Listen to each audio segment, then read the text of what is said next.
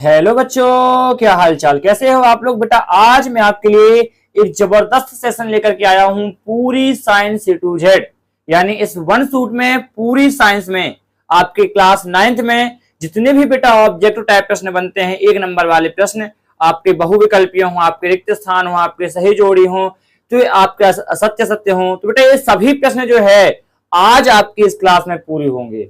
और ये एक क्लास बेटा आपकी परीक्षा के लिए सफिशियंट है। एक ऐसे में इस क्लास को डिजाइन किया हूं, पूरी चैप्टर वाइज डिजाइन किया हूं।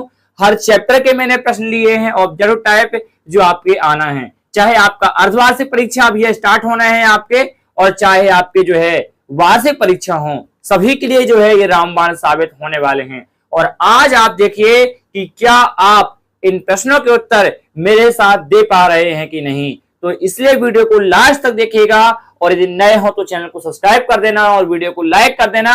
और टॉपर बैच को यदि ज्वाइन नहीं किए हो तो ज्वाइन कर लेना। स्पेशल ऑफर चल रहा है बेटा, मात्र जो 250 रुपए में जो है नवरात्रि में आप उस बैच को ज्वाइन कर सकते हैं पूरे एक साल के लिए। लिंक आपको डिस्क्रिप्शन में मिल जाएगी। तो चलिए करते हैं शुरुआत बढ़िया से इस प्यारे से मजेदार सेशन को।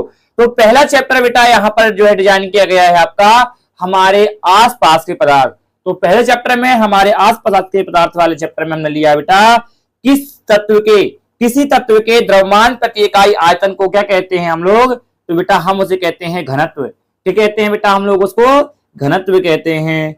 बर्फ का गलनांक कितना होता है, 273 पॉइंट जो है बेटा 16 केल्विन होता है ना। नेक्स्ट चलते हैं इसी में। तो यदि नेक्स्ट देखोगे बेटा आप लोग, तो नेक्स्ट आपका क्वेश्चन है तीसरा कि शुष्क बर्फ क्या है। शुष्क बर्फ होता है बेटा आपका ठोस कार्बन डाइऑक्साइड।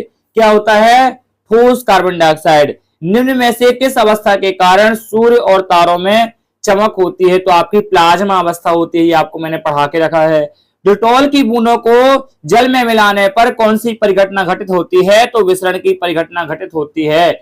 ओनली आपको देखना है कि मैं आप लोगों से क्वेश्चन बन रहा है कि नहीं, आप लोग फील्ड करके जाइए, ऐसा मन में आंसर बताते जाइए, ठीक ना। और नेक्स्ट बेटा, गर्मियों के दौरान मटके में रखा हुआ जल ठंडा हो जाता है, इसका कारण क्या होता है। उसका कारण होता है बेटा वाष्पीकरण। निम्नलिखित में से कौन सी स्थिति जल के वाष्पीकरण को बढ़ाएगी।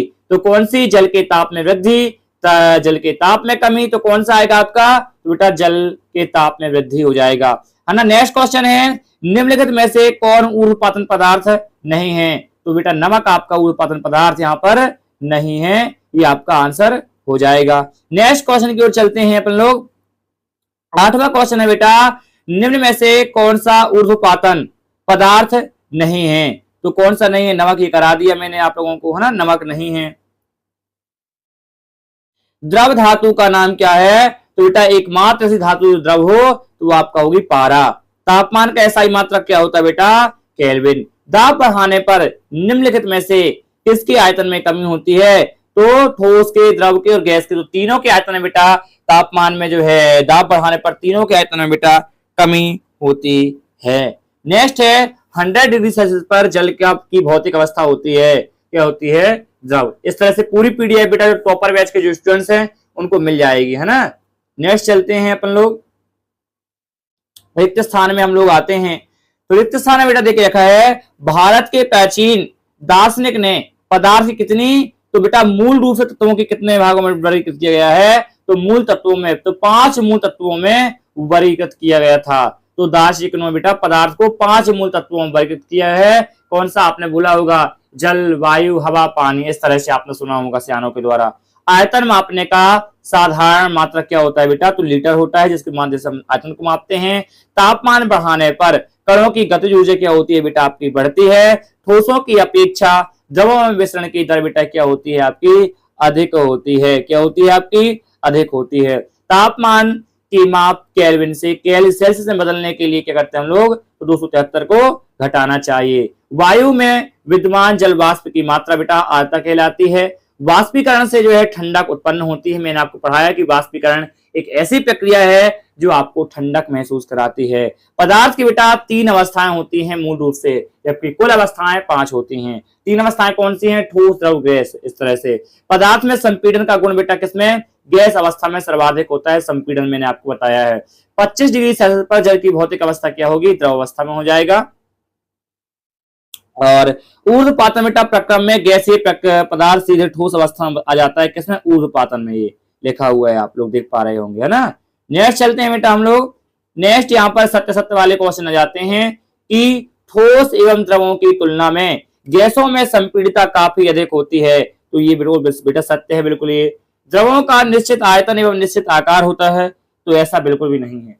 द्रवों का बेटा निश्चित आयतन और ना ही निश्चित आकार, ऐसा नहीं होता। जिसमें हम भरते हैं वैसा आकार हो जाता है द्रव का। तो इसलिए आपका ये गलत हो गया, असत्य है, आपका देख पा रहे होंगे। आजकल वाहनों में ईंधन के रूप में संपीड़ित प्राकृतिक गैस सीएनजी का उपयोग होता है, तो बिल्कुल बेटा सत्य है, ये करते हैं हम लोग। पदार्थ की अवस्थाओं में परिवर्तन ताप एवं दाब परिवर्तन में नहीं कर सकता, बिल्कुल बेटा ये असत्य है, ऐसा नहीं है। पदार्थ की अवस्थाएं अंततः परिवर्तित होती हैं, तो पदार्थ की अवस्था बेटा अंततः परिवर्तित होती हैं, तो बिल्कुल बेटा ये आपका सत्य है ना। अणुओं के बीच स्थान ठोसों में अधिकतम होता है, तो अणुओं के बीच बेटा स्थान ठोसों में अधिकतम होता है, तो नहीं, ठोसों में तो बिल्कुल कम होता है ना भाई, अणुओं के बीच में स्थान, ये गलत हो जाएगा आपका, ठीक ना। बल्कि किसमें होता है? गैस में होता है अधिक स्थान। एरोसोल एक कोलाइडी विलयन का प्रकार है, तो बिल्कुल बेटा ये सत्य हो जाएगा। चलिए, ये सही जोड़ी देख लीजिए। तो सही जोड़ी में बेटा आप लोग देखेंगे, थोड़ी क्लास बड़ी चलेगी, इसलिए क्लास को बेटा लास्ट तक आपको अटेंड करना है। क्लास लंबी चलेगी और क्लास को लास्ट तक आप लोग अटेंड करेंगे, जबरदस्त पूरी साइंस बेटा यहाँ से आपकी कवर हो जाएगी, मैं ये गारंटी दे रहा हूँ। मेरे ऊपर ट्रस्ट रखिए, आपके ऑब्जेक्टिव टाइप जो प्रश्न है पूरे यहाँ से कवर होंगे, और एक क्लास बोलोगे तो और एक और लेके आ जाऊंगा मैं, ठीक है। द्रव्यमान का मात्रक क्या होगा बेटा? तो द्रव्यमान का मात्रक होगा आपका, तापमान का मात्रक होगा बेटा आपका केल्विन। क्या होगा आपका? केल्विन हो जाएगा। द्रव्यमान का मात्रक क्या होगा बेटा? किलोग्राम होता है ना। दाब का मात्रक क्या होता है बेटा? आपको बताना है, तो दाब का मात्रक होता है आपका पास्कल हो जाता है, दाब का मात्रक। ठोस का सीधे गैस में परिवर्तन किया जाता है, ऊर्ध्वपातन बेटा। और घनत्व का मात्रक क्या होता है? तो देख पा रहे होंगे, घनत्व का बेटा मात्रक हो जाएगा आपका किलोग्राम प्रति। शुष्क बर्फ क्या हो जाएगा आपका? आपका ठोस, आपका शुष्क बर्फ क्या है? ठोस कार्बन डाइऑक्साइड। यदि आपने टॉपरों की कॉपी नहीं देखा कि टॉपर कैसे लिखते हैं आपके, है ना, एग्जाम में, तो उसकी कॉपी बेटा नीचे आपको मिल जाएगी डिस्क्रिप्शन में, या फिर वीडियो में आप चेक करेंगे चैनल में, है ना, यूट्यूब चैनल में चेक करेंगे आप, तो वही बढ़िया से मिल जाएगी, उनको जरूर देख लेना आप लोग कैसे साइंस की कॉपी लिखना है। चलिए नेक्स्ट चलते हैं। नेक्स्ट बेटा सेकंड चैप्टर यहाँ पर स्टार्ट होता है अपना। सेकंड चैप्टर, क्या हमारे आसपास के पदार्थ शुद्ध हैं? इस चैप्टर के क्वेश्चन जो है अब हम लोग स्टार्ट करते हैं। तो बेटा यहाँ पर पहला क्वेश्चन देखे रखा है, एसीटोन का क्वथनांक कितना होता है? तो एसीटोन का क्वथनांक होता है बेटा 78.3 डिग्री सेल्सियस होता है। सर्वप्रथम तत्व शब्द किसने दिया? तो रॉबर्ट बॉयल ने दिया था। किसने दिया था भैया? रॉबर्ट बॉयल ने सर्वप्रथम शब्द दिया था, देख पा रहे होंगे। किसने दिया? रॉबर्ट बॉयल ने। बोरॉन, सिलिकॉन और जर्मेनियम इत्यादि क्या है भाई? तो आपके सब क्या है बेटा? आपकी धातुएं हैं। क्या है बेटा? ये आपकी उपधातुएं, सॉरी, क्या है आपकी? सभी आपकी उपधातुएं हैं, ठीक ना। विलयन में बड़े अवयव को कहते हैं, तो विलयन में जो बड़े अवयव मतलब अधिक मात्रा में जो होते हैं उसे हम कहते हैं विलायक, और जो कम मात्रा में उसे हम बोलते हैं विलेय। तो निम्न में से कौन टिंडल प्रभाव प्रदर्शित करता है? तो दूध और स्टार्च बेटा टिंडल प्रभाव प्रदर्शित करेंगे, है ना। कुलाइडी कणों का आकार कितना होता है बेटा? तो कुलाइडी कणों का आकार आपका 10⁻⁻10 से आपका जो है 10⁻⁸ आपका जो है mm होता है, ये आपको याद रखना है। निम्न में से कौन सा भौतिक परिवर्तन है?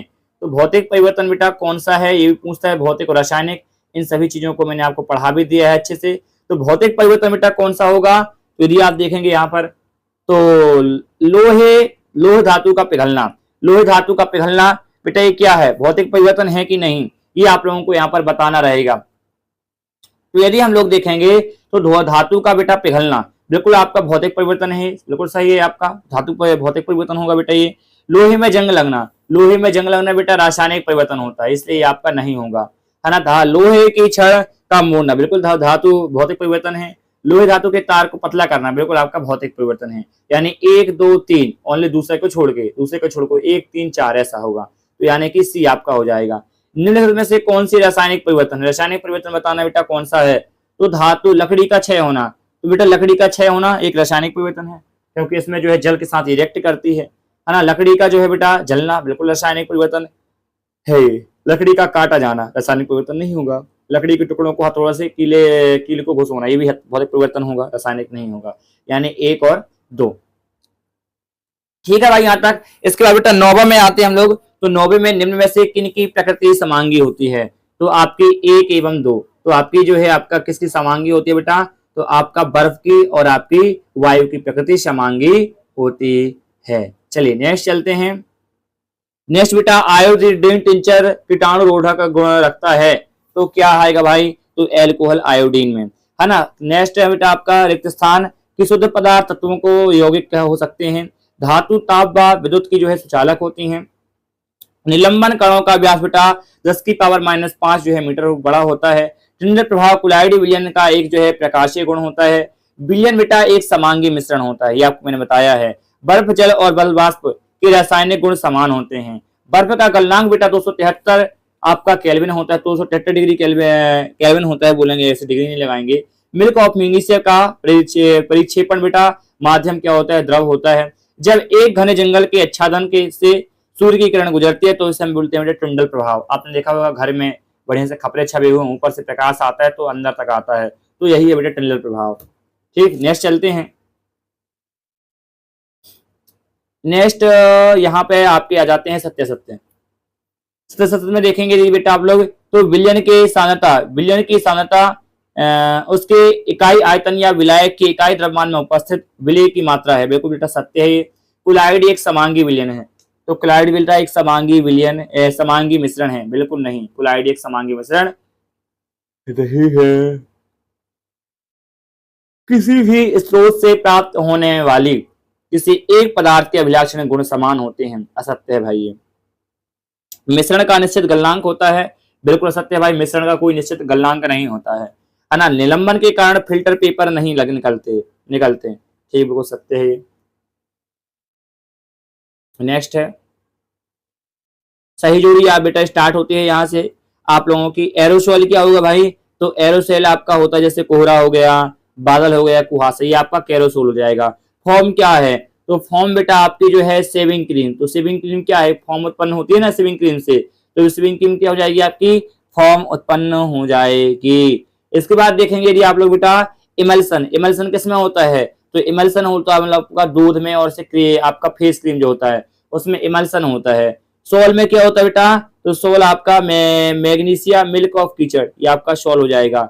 जेल क्या है भाई, तो जेल आपका देखोगे तो आपका जेली पनीर मक्खन, इसके लिए जेली होते हैं। ब्रोमीन क्या है, तो ब्रोमीन बेटा आपका एक रंगीन रंगीन रत्न और पत्थर जैसे हो गया आपका। ठीक, चैप्टर बेटा तीसरा यहां से स्टार्ट होता है। ठीक, लास्ट तक अटेंड करिएगा और वीडियो को लाइक कर देना। और आपने अभी तक हमारे अपने टॉपर बैच को बेटा ज्वाइन नहीं किया है, तो टॉपर बैच को भी आप लोग बढ़िया से ज्वाइन कर लीजिएगा। ठीक है ना। परमाणु एवं अणु बेटा, तो परमाणु एवं अणु में देखोगे तो अविभाज्य सूक्ष्म कणों को किसने परमाणु कहा, तो आपके कणाद ने कहा। तो हाइड्रोजन परमाणु की त्रिज्या कितनी होती है, तो यदि बेटा 10 मीटर होती है, -10 मीटर होती है आपकी, है ना। नेक्स्ट बेटा देखोगे आप लोग, हाइड्रोजन परमाणु की त्रिज्या बता दिया। डाल्टन के परमाणु सिद्धांत की सबसे विशिष्ट संकल्पना क्या थी, तो इसकी सबसे विशिष्ट संकल्पना थी बेटा परमाणु द्रव्यमान की। किसकी संकल्पना थी आपकी, तो परमाणु द्रव्यमान की इसकी विशिष्ट संकल्पना थी, है ना, परमाणु द्रव्यमान की। कार्बन का परमाणु द्रव्यमान होता है, तो कार्बन का परमाणु द्रव्यमान कितना होता है बेटा आपका 12वें नंबर में आपका परमाणु द्रव्यमान इसका होता है आपका कार्बन का, ये आप लोगों को याद रखना है। ठीक है ना भाई, आपको ये याद रखना है अच्छे से। नेक्स्ट है अमोनिया सल्फेट का सूत्र होता है, तो आपका अमोनियम सल्फेट का होता है बेटा NH4 आपका जो है होल12 और आपका SO4 ये आपका हो जाएगा। सोडियम का रासायनिक प्रतीक होता है आपका बेटा, रासायनिक प्रतीक होता है Na, आपका सोडियम होता है। निम्न में से किसकी परमाणु संख्या अधिकतम है, मतलब सबसे अधिकतम बेटा परमाणु संख्या किसकी है, तो आपकी जो है इसकी हो जाएगी, आपके डी ऑप्शन आपका CH4 हो जाएगा, है ना। चलिए नेक्स्ट चलते हैं। नेक्स्ट नौवां है, निम्नलिखित में से किसमें अणुओं की संख्या अधिकतम होगी, तो आपका हाइड्रोजन 1 ग्राम, ठीक ना, ये हो जाएगा आपका हाइड्रोजन।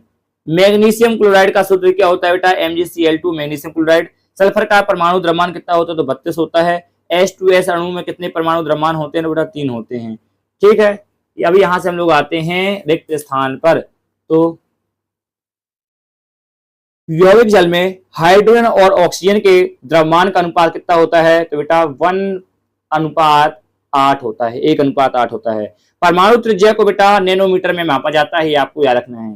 परमाणु त्रिज्या को नैनोमीटर में मापा जाता है।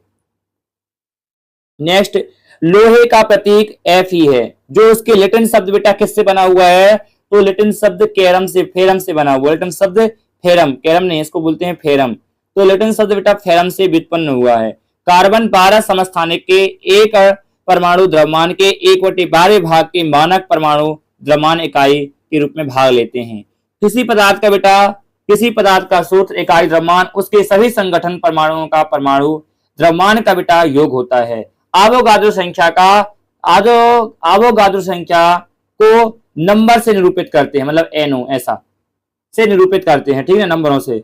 सभी तत्वों के परमाणुओं का सापेक्ष द्रव्यमान कार्बन 12 परमाणु के द्रव्यमान के साथ तुलना करके प्राप्त होता है। बिल्कुल ठीक है। क्लोरीन का बेटा परमाणु द्रव्यमान होता है आपका 35.5 होता है।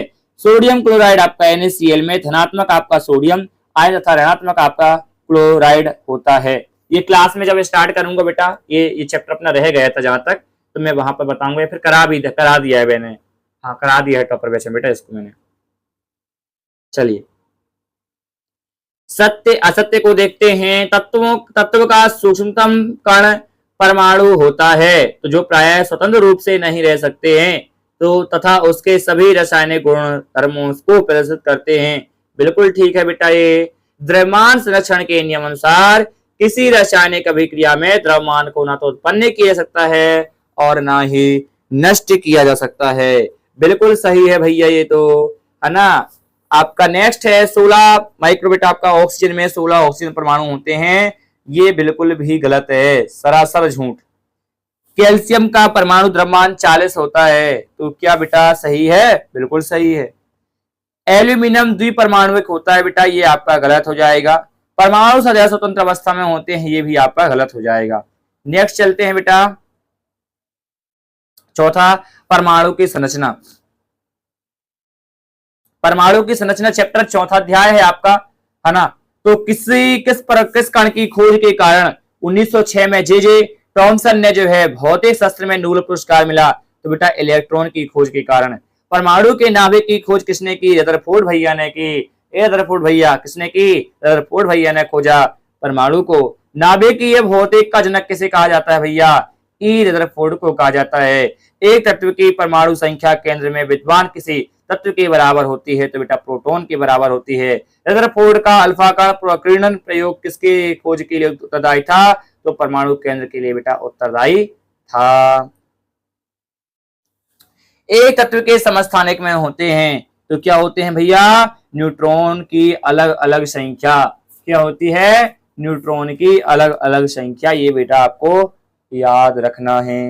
एटम, हाँ, सोडियम का सही इलेक्ट्रॉनिक विन्यास 281, 11 उसका हो जाता है, तो 281 ये हो जाएगा।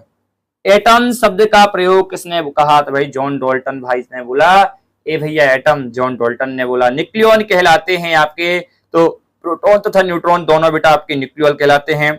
सबसे पहले कण की खोज किसने की? तो बेटा सबसे पहले जो कण की खोज हुई, सबसे पहले किस कण की खोज हुई है बेटा? तो इलेक्ट्रॉन की हुई है। किसकी हुई है? इलेक्ट्रॉन की बेटा हुई है। निम्न में से किस परमाणु में न्यूट्रॉन नहीं पाया जाता? तो बेटा हाइड्रोजन में नहीं पाया जाता। परमाणु के धन आवेशित कण को प्रोटॉन कहा जा, किसने कहा? रदरफोर्ड ने कहा। परमाणु के किसी भी कक्ष में इलेक्ट्रॉन की अधिकतम संख्या होती है, तो 2n² के रूप में। निम्नलिखित किरणों में सबसे अधिक बेटा विधन क्षमता होती है, तो वाय किरणों में gamma, alpha beta gamma X किरण है ये। हाँ, किस वैज्ञानिक ने सर्वप्रथम परमाणु मॉडल प्रस्तुत किया? तो जे थॉमसन भैया ने। इलेक्ट्रॉन की खोज किसने की? जे थॉमसन भैया ने किया भाई। किसने किया? जे थॉमसन भैया ने। वीडियो को लाइक कर देंगे, बढ़िया से बेटा मेरे साथ आप लोग पढ़ते रहेंगे, ठीक है ना। जे थॉमसन भैया ने परमाणु मॉडल प्रस्तुत किया है, ठीक है, याद रखेंगे। इलेक्ट्रॉन की खोज बेटा किसने की? जे थॉमसन ने। मैग्नीशियम का सही इलेक्ट्रॉन विन्यास 282 हो जाएगा। इसके बाद होता है सही जोड़ी। हम लोग स्टार्ट कर, सही जोड़ी बोल दिया मैंने, रिक्त स्थान। हाँ, तो एक ही तत्व के परमाणु जिनकी द्रव्यमान संख्या भिन्न भिन्न हो, द्रव्यमान संख्या जिनकी भिन्न होती है बेटा, उन्हें हम बोलते हैं समस्थानिक। यानी द्रव्यमान संख्या भिन्न भिन्न हो, लेकिन आपके जो है उनका स्थान समान हो। ठीक है। वे परमाणु जिनकी द्रव्यमान संख्या समान लेकिन परमाणु संख्या भिन्न भिन्न हो। देखो परमाणु संख्या भिन्न भिन्न हो गई तो उन्हें बोलेंगे बेटा समभारिक। क्या बोलेंगे? समभारिक। हाइड्रोजन को छोड़कर न्यूट्रॉन सभी परमाणुओं की नाभिक में होते हैं। अल्फा कण द्विआवेशित बेटा हीलियम कण है, अतः ये धन आवेशित होते हैं। न्यूट्रॉन की खोज बेटा चैडविक ने की थी, ठीक ना। परमाणु के नाभिक में उदासीन कण बेटा न्यूट्रॉन होता है ना। सोडियम का परमाणु क्रमांक बेटा आपका 11 होता है, ये आपको याद रखना है। इलेक्ट्रॉन का द्रव्यमान हाइड्रोजन परमाणु के द्रव्यमान का 1 बेटा 2000 गुना होता है ना। किनोल कैथोड बोलेंगे, किनोल किरणों में की खोज बेटा आपके, कैथोड किरणों की खोज बेटा आपके गोल्डस्टीन ने की। किसने की? गोल्डस्टीन भैया ने किया है भाई। चलिए, अल्फा कण प्रकीर्णन परमाणुीय खोज की संपन्न हुई। चलो नेक्स्ट है सत्य सत्य वाला बेटा, sir J Thomson. Sir J Thomson anode किरणों की खोज की, बिल्कुल सरासर झूठ, गलत। रदरफोर्ड के अनुसार परमाणु के केंद्र में धनावेशित आवेश होता है, तो बिल्कुल बेटा ये सत्य है।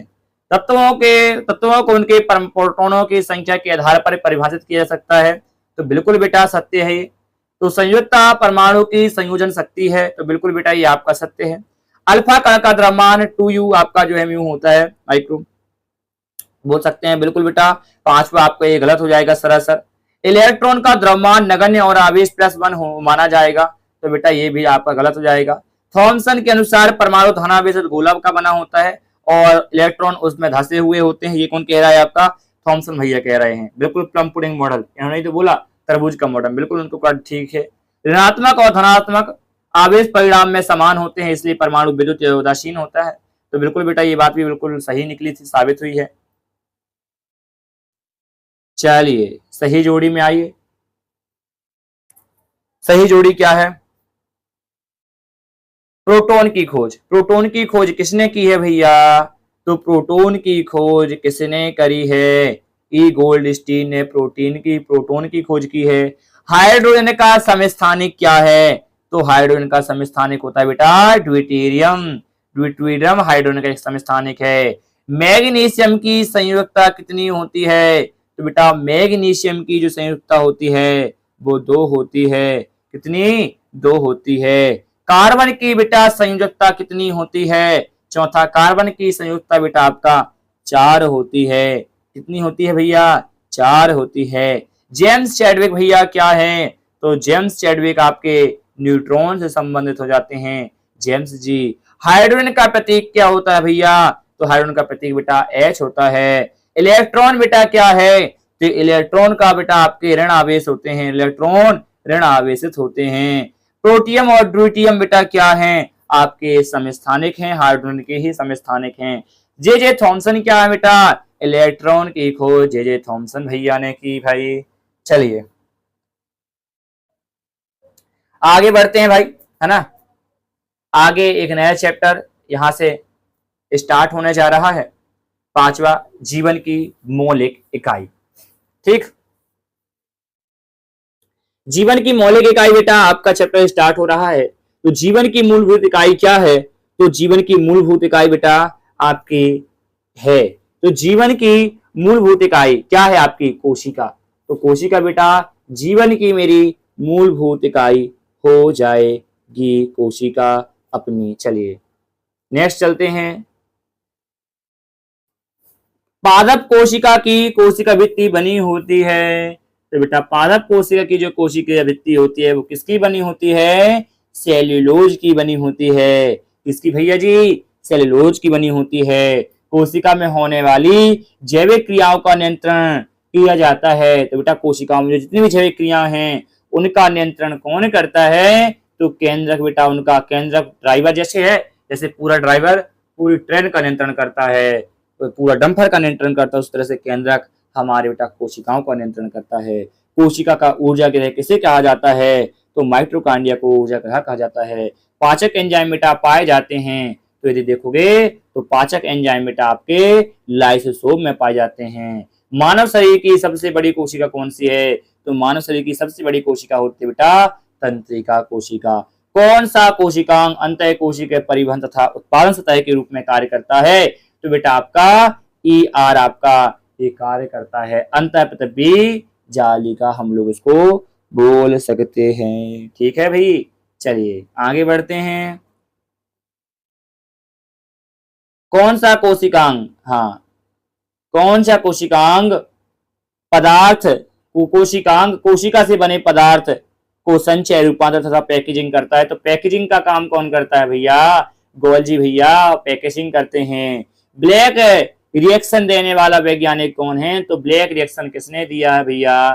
तो आपके ब्लैक रिएक्शन देने वाले हैं रवो, आपके केमिनी गोल्जी ने, केमिनी गोल्जी ने।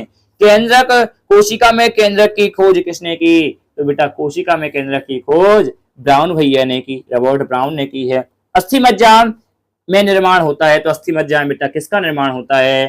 तो आरबीसी का निर्माण। निम्न में से किसे क्रिस्टलीय किया जा सकता है? तो क्रिस्टलीय बेटा किसे किया जा सकता है? तो आपके विषाणु को क्रिस्टलीकृत किया जा सकता है। गुणसूत्र किनमें, इनमें से बने होते हैं? तो बेटा गुणसूत्र आपके किसके बने होते हैं? तो बेटा गुणसूत्र आपके किसके बने होते हैं? तो डीएनए और प्रोटीन के बेटा गुणसूत्र आपके बने होते हैं। निम्नलिखित में से कौन सा एकल झिल्ली के द्वारा अवरत होता है? तो बेटा क्या एकल झिल्ली के द्वारा अवरत होता है? तो आप बोलेंगे सर रसधानी। क्या होती है भैया? रसधानी होती है।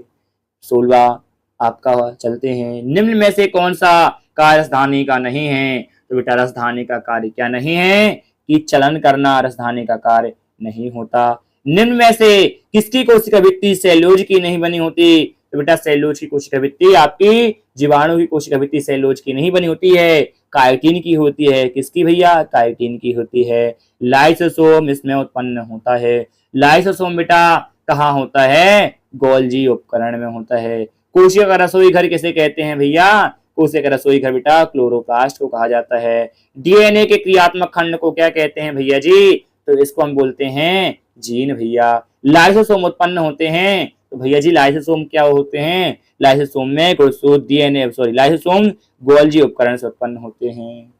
ठीक है भाई साहब, चलिए चलते हैं नेक्स्ट आपका 22वीं की ओर। निम्न में से कोशिका की आत्मघाती थैली किसे कहते हैं? तो आत्मघाती की थैली कहते हैं लाइसोसोम। क्यों? क्योंकि बेटा यदि ये फट गई ना, लाइसोसोम की थैली जिसमें फट गई तो खुद तो फटेगी, दूसरों को भी फाड़ देगी, मतलब खुद फटती है तो उसके आसपास की सब चीजों को मार देती है, इसलिए कहते हैं आत्महत्या की थैली, आत्मघाती थैली कहा जाता है भाई साहब। चलिए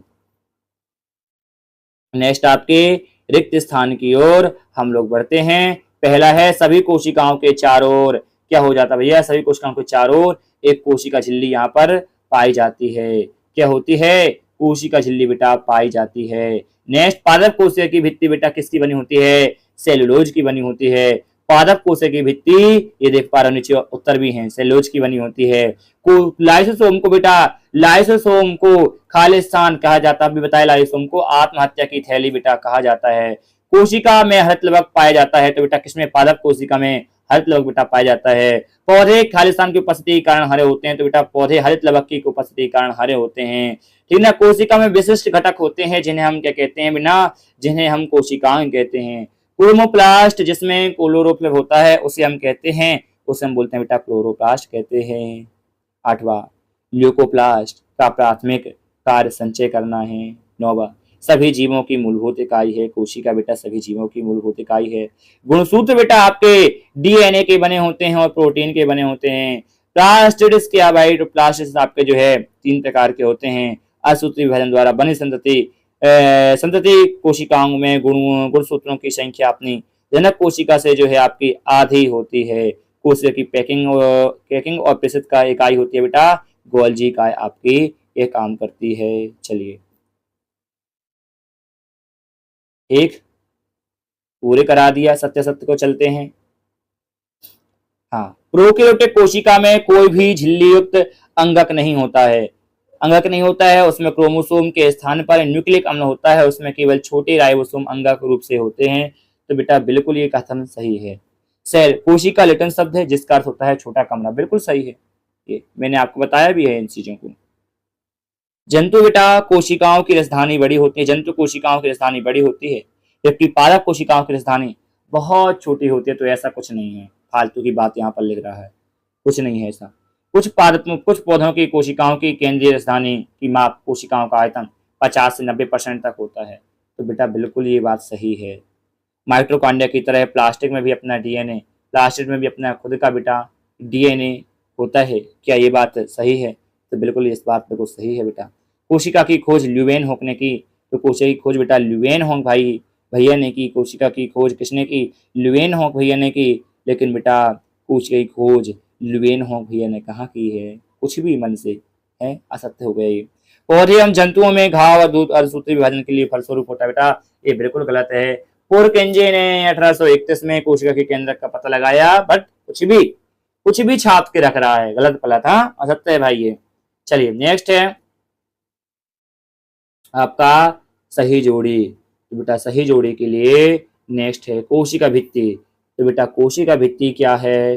कोशिका भित्ति आपकी सेलुलोज की बनी होती है। लाइसोसोम क्या है भाई? लाइसोसोम एक आपकी स्वाघाती मतलब आत्मघाती थैली है लाइसोसोम आपकी। इसके बाद केंद्र का भी क्या होगा भैया? तो केंद्र का आपका जीवाणु में होता है। कोशिका भैया आपका रोबोट हुक ने किया। केंद्रक बेटा कोशिका का नियंत्रण कक्ष होता है। बड़ा ही इजी बेटा आपका क्वेश्चन ये पूछा जा रहा था और आपने किया भी। नेक्स्ट आपका बेटा चैप्टर स्टार्ट होता है ऊतक चैप्टर। कौन सा चैप्टर? ऊतक चैप्टर तक बेटा मैंने आप लोगों को पढ़ा के अच्छे से आपको कंप्लीट कराया है, ठीक है। चलिए और आज बेटा ऊतक चैप्टर तक ही मैं कराने वाला हूँ। पीपीटी तो पूरी बनाया हूँ 12 के 12 चैप्टर की, लेकिन इसका एक सेकंड पार्ट भी लेके आऊंगा, ठीक है ना। इसका एक सेकंड पार्ट लेके आऊंगा। उस सेकंड पार्ट के लिए बेटा आप लोग तैयार रहिएगा, ठीक है ना। आप कमेंट में करिए, कमेंट में जब आप करेंगे तभी लेके आऊंगा। कमेंट में करेंगे आप लोग सर सेकंड पार्ट लाइए, सर सेकंड पार्ट लाइए, ऐसा लिखोगे ना कमेंट में तो बिल्कुल मैं लेके आऊंगा। मुझे लगना तो चाहिए कि हाँ आप लोग इस चीज को सीरियस ले रहे हो, देख रहे हो इस चीज को, इसलिए कमेंट में बताइएगा, ठीक। जड़ व तने के अगस्त भाग में उपस्थित ऊतक को हम लोग क्या कहेंगे भैया जी? जल्दी बताएंगे। आप लोगों के लिए मैं क्वेश्चन ये छोड़ नहीं रहा हूँ, पूछ रहा हूँ। तो जड़ एवं तने के उपस्थित ऊतक हम लोग क्या कहेंगे भाई? उसे हम बोलते हैं विभ्योज ऊतक। रुधिर किस प्रकार का ऊतक है? तो बेटा रुधिर बेटा संयोजी ऊतक है। कैसा भैया? संयोजी ऊतक हो जाएगा, ठीक है भैया जी, ठीक है। मस्तिष्क बेटा बना होता है। तो बेटा मस्तिष्क आपका किसका बना होता है? मस्तिष्क आपका तंत्रिका ऊतक से बना होता है। जीवों का हृदय किससे बना होता है? तो जीवों का बेटा जो हृदय है वो बना होता है पेशीय ऊतक से। किससे भैया जी? पेशीय ऊतक से। हाथ की त्वचा बेटा है, हाथ की त्वचा क्या है जी? हाथ की त्वचा एपिथेलियम ऊतक होती है। हाथ की त्वचा एपिथेलियम होती है। पौधों में जल एवं खनिज का संवहन बेटा कौन करता है? तो पौधे में जल एवं इसका संवहन बेटा कौन करता है? तो आपके जाइलम भैया करते हैं। जल का संवहन मतलब जा से जाइलम करते हैं। रंध्र पाए जाते हैं। तो बेटा रंध्र आपके कहाँ पाए जाते हैं? रंध्र आपके पत्ते की सतह पर पाए जाते हैं। कौन सी पेशी अनैच्छिक है? अनैच्छिक मतलब आपकी इच्छा से नहीं होगी, तो अनैच्छिक है आपकी, है ना बेटा। तो आपकी अनैच्छिक पेशी कौन सी होगी भैया? अनैच्छिक होगी आपकी चिकनी पेशी। आपकी अनैच्छिक यहाँ से देखो ना, तो दूसरी और से तीसरी आपकी, दूसरी और तीसरी ये आपकी अनैच्छिक पेशी हैं, ठीक ना। कंकाली पेशी आपकी नहीं होगी, ये आपकी बेटा इच्छा से हो जाएगी। कंकाल, मेरा हाथ भटकाना है, इच्छा से हो जाएगा। कौन सा कार्य एपिडर्मिस का नहीं है? तो एपिडर्मिस का, इनको अच्छे से पढ़ाया है मैंने टॉपर बैच में, ठीक ना, इसलिए ज्यादा एक्सप्लेन नहीं कर रहा हूँ। जल का संवहन हो जाएगा। कार्टिलेज किसमें नहीं पाया जाता बेटा? तो कार्टिलेज नाक में नहीं पाया जाता। कार्टिलेज को बताया है मैंने, अच्छे से क्लास में बताया इन सब चीजों को। कार्टिलेज नहीं पाया जाता, ठीक ना।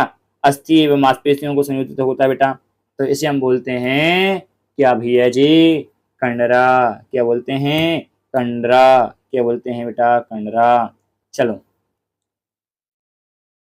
अब आते हैं हम लोग रिक्त स्थान में। तो खाली स्थान में बेटा कोशिकाओं का समूह होता है, तो बेटा ऊतक कोशिकाओं का समूह होता है, ठीक ना। नेक्स्ट है एपिथेलियस पेशीय ऊतक का तंत्रिका ऊतक बेटा जंतु ऊतक के प्रकार में आता है। तीसरा है ये न्यूरॉन का बना होता है तंत्रिका ऊतक। इस स्थायी ऊतक की कोशिकाएं जो है विभुजत नहीं होती। मृदुतक एधा द्वितीय का आपका छठवा में हो जाएगा बेटा विभुज ऊतक। अनेक ऊतक मिलकर बेटा एक जो है अंग का निर्माण करते हैं। फ्लोएम ऊतक पत्तियों को द्वारा निर्मित भोजन का बेटा क्या करता है, संवहन करता है ना। नोवा जाइलम हो जाएगा, जाइलम जल जड़ों के द्वारा जल का निर्माण करता है। हमारे शरीर में बेटा गति के लिए कौन, पेशीय ऊतक जिम्मेदार होते हैं। आहार नाल में बेटा एक अनैच्छिक, आहार नाल में एक अनैच्छिक अरेखित पेशियां पाई जाती हैं। चलिए भाई साहब नेक्स्ट चलते हैं। सत्य सत्य विभ्योज ऊतक बेटा पौधे में वृद्धि के लिए पाया जाता है, सत्य है बिल्कुल। रक्त में प्लाज्मा संबंधी ऊतक होता है बेटा, बिल्कुल सही है ये बात। हृदय बेटा एक पेशी ऐच्छिक ऊतक है, नहीं ऐच्छिक थोड़ा है, हमारी इच्छा से हृदय थोड़ा काम करेगा, तो ये गलत हो जाएगा। प्रभासी उपास्थि मनुष्य की नाक तथा स्वर में पाई जाती है, तो बिल्कुल बेटा सही है ये, है ना। कॉर्क एधापास वितक का उदाहरण है, तो बिल्कुल बेटा ये सही हो जाएगा। मोटी भित्ति वाली लिग्निन युक्त कोशिका पौधे की यांत्रिक शक्ति प्रदान करती है, बिल्कुल सही है। हृदय पेशी कंकाल से जुड़ा होता है, तो हृदय पेशी कंकाल से जुड़ी होती है, तो बिल्कुल नहीं, ऐसा कुछ नहीं होता है। चलिए बेटा यहाँ से सही जोड़ी देखेंगे तो संयोजी ऊतक क्या होगा, तो संयोजी ऊतक भैया आपका रक्त का संयोजी ऊतक हो जाएगा। तंत्रिका ऊतक भैया जी आपके न्यूरॉन आपका तंत्रिका ऊतक हो जाएगा।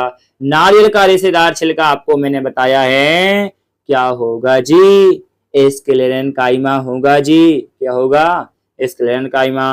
हृदय की पेशी क्या होगी भैया, हृदय की पेशी आपकी अनैच्छिक होती है। आंख की पलक मेरे झपकाने से झपकती है ना, आंख मेरे झपकाने से, तो क्या है, ऐच्छिक पेशी व अनैच्छिक पेशी, मतलब ऐच्छिक भी है और अनैच्छिक भी। आपको कोई आंख में लग जाए, एकदम से लगने के लिए आए, अपने आप बिना इच्छा के बंद हो जाएगी। पत्तियों से भोजन का परिवहन कौन करता है, फ्लोएम करता है। बड़े ही जी बेटा क्वेश्चन यहाँ पर दे के रखे थे। नेक्स्ट सही जोड़ी है दूसरी नंबर में। चलिए नेक्स्ट देखिए, तरल संयोजी ऊतक बेटा आपका हो जाएगा रक्त हो जाएगा। अंगों के अंदर के स्थान का भराव बेटा कौन करता है, तो कौन करता है जी, आपके एरियलर ऊतक करते हैं। रेखित पेशी क्या हो जाएगी, ऐच्छिक पेशी ऐच्छिक पेशियां होती हैं। एडिपोज ऊतक क्या होगा भाई, एडिपोज आपका सेब्यूक्टिनिक स्तर का होता है आपका। संधि सतह क्या भाई, संधि सतह आपकी उपास्थि एक संधि सतह होती है आपकी, है ना। इस तरह का सल्की एपिथेलियस क्या हो जाएगा भाई, आपका हो जाएगा त्वचा हो जाएगा। पेरिनेकाई में बेटा आपका पतली भित्ति युक्त हो जाएगा। इस तरह से बेटा आपका ये चैप्टर एंड होता है और अब आपका एक नया चैप्टर स्टार्ट होगा जिसका नाम है गति। प्रॉपर बैच में भी आपका यही चैप्टर स्टार्ट होना है और इसको बेटा आप लोग बताइएगा आपको कैसा लगा, लाइक कर देना बढ़िया से। यदि आपने प्रॉपर बैच ज्वाइन नहीं किया हो तो बेटा आपके जो 999 वाला जो बैच है वो अभी नवरात्रि ऑफर में ओनली 250 रुपए में, और 299 था वैसे तो हमने और कम कर दिया, ओनली 250 रुपए में बेटा आप लोग इसको ज्वाइन कर सकते हैं। कूपन कोड यूज कर सकते हैं Navratri, teacher coupon code Navratri use करके जो है आप 250 रुपए में इस क्लास को ज्वाइन कर सकते हैं पूरे एक साल। इसमें बेटा आपके एग्जाम टाइम पर अलग से प्रैक्टिस सेट भी यहाँ पर एडॉप्ट है, अलग से आपको कुछ लेने की सकता नहीं है। और दूसरा पार्ट आपको चाहिए तो जल्दी से मेरे को कमेंट में बताइए सर इसका दूसरा पार्ट भी कराइए। पढ़ते रहना बेटा, मस्त रहना, मोटिवेट रहना। सेशन से मैं विदा लेता हूँ और मिलता हूँ अभी नेक्स्ट सेशन के साथ। Thanks for watching, bye bye, take care.